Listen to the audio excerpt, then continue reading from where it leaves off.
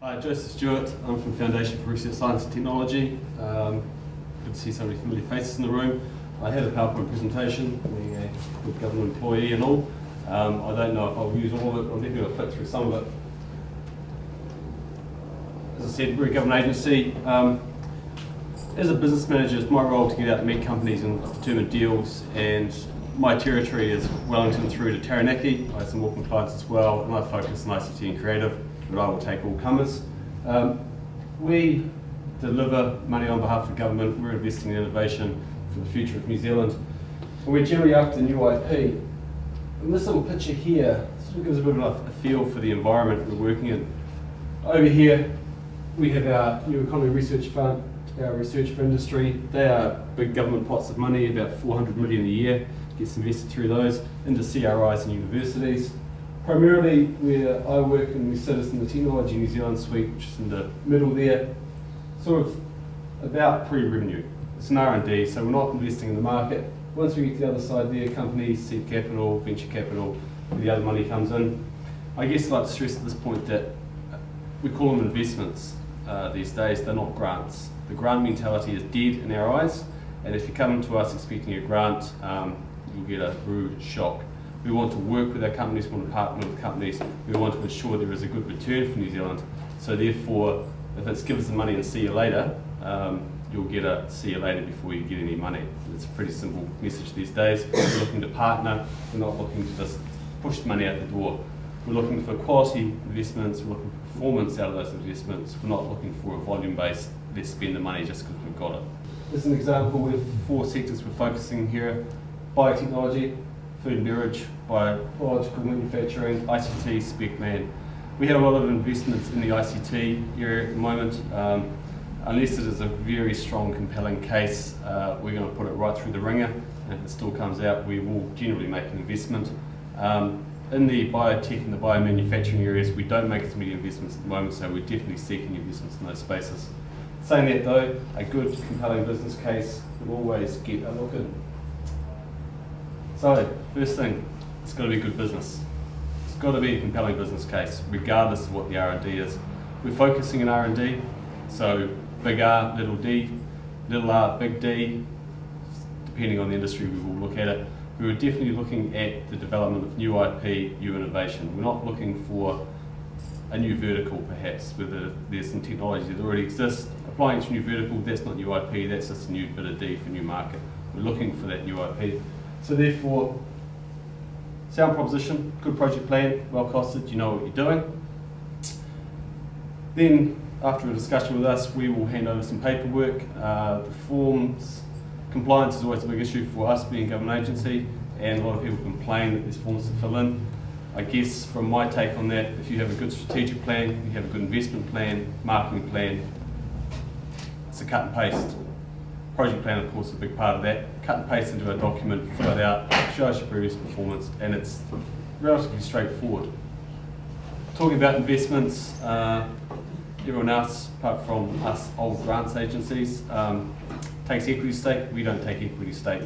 We're investing for the benefit of New Zealand, so therefore it's the indirect benefit through more employees, more tax, more profit, more tax. The money comes back in through the back door essentially. So we're not taking equity stake in businesses. We typically look to invest, depending on the business, depending on the equity stage of the business, I'd say a rule of thumb about 10% of turnover. Now for established businesses, that's a good rule of thumb. Any more than that, our sensitivity analysis starts showing, hang on, how is the business going to fund that?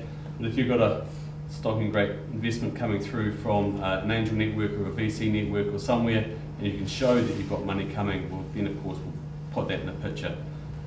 Technology New Zealand at the moment is going through a bit of a shake-up. Across all of government, you'll hear about scheme clutter. We've got a lot of schemes.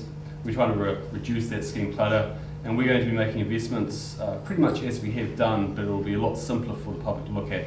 2 major areas. The first one's capability.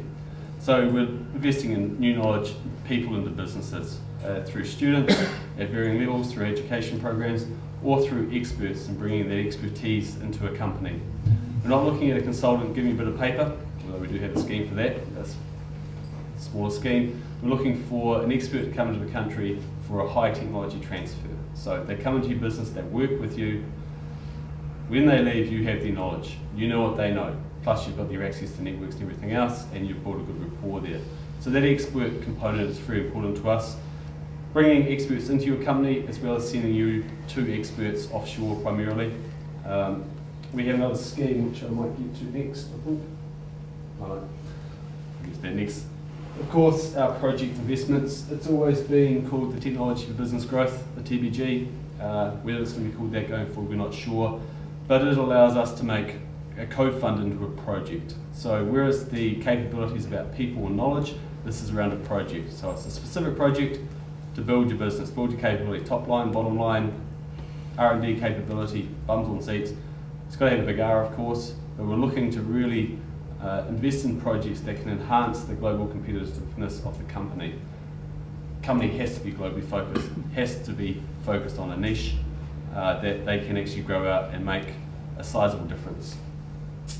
This is the big one. We invest of our 15 million we have in Tech NZ, about 40 in the TBG, so that's at a minimum of 50-50.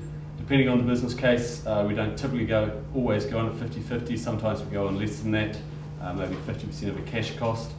All of our projects require at least a 20% cash cost in the project, so there's not total internal claim against the project, because in our projects we allow an internal claim against the project as well as the external component.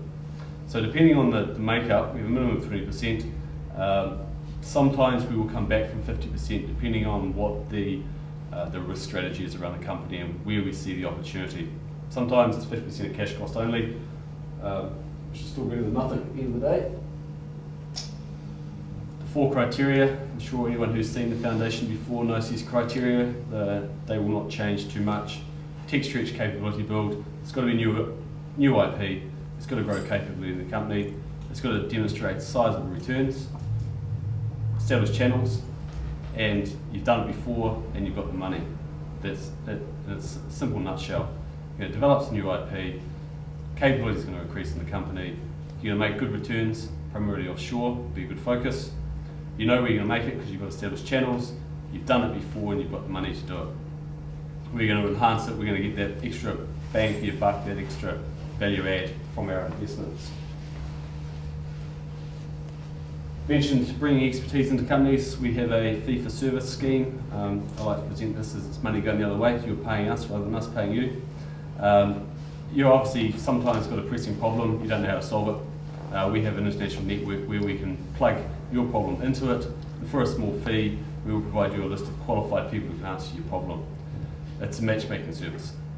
3K odd plus just 10-15 day turnaround, qualified list. The foundation name of course opens doors worldwide. The network is extensive, and for those companies with a decent R&D team who are really struggling to find the right expertise or don't quite know or need a bit of technology due diligence perhaps, this is a really good way to get the right people. If you then engage that expert, once you've found them through the search, it comes back to our knowledge transfer scheme before, where you can actually pick up maybe 50 to 80% of that expert through another one of our schemes. I guess thinking about that, we're looking to, we're really looking to, in the new Technology New Zealand, work deeper with companies. As I say, we're moving away from that grant mentality to investments. We're going to work and partner with our companies. We're looking to make ongoing investments with companies, and for those companies who have had a lot of our investments in the past or other investments, there will be streamlined processes for their companies. There will be a higher value add into other services and products we've got, and we'll really be looking to make sizable differences with them. For early stage companies or companies who haven't had foundation support, there will still be ability to get access to our funds either through us directly or through our regional network. At the moment, Great Wellington are our regional network here in the region. So again, that's all being refreshed at the moment, the whole process and around that. The schemes themselves aren't going to change. There's always going to be an ability for capability development, and then projects moving forward will probably be for our key clients. I'm not saying there's no opportunity there, it's going to be a wee bit harder. In a nutshell, targeting investments in sectors, growing capability, and there's a lovely bit of jargon there about removing barriers to R&D. Of course, we're removing fees. Website.